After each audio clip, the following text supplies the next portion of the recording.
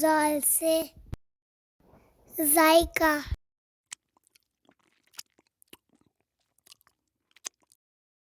زال سے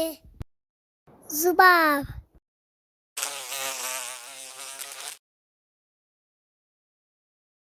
زال سے ذرائع ابلاغ،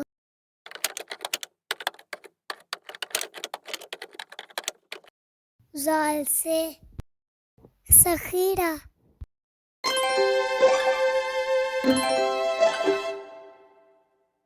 زال سے گڑا،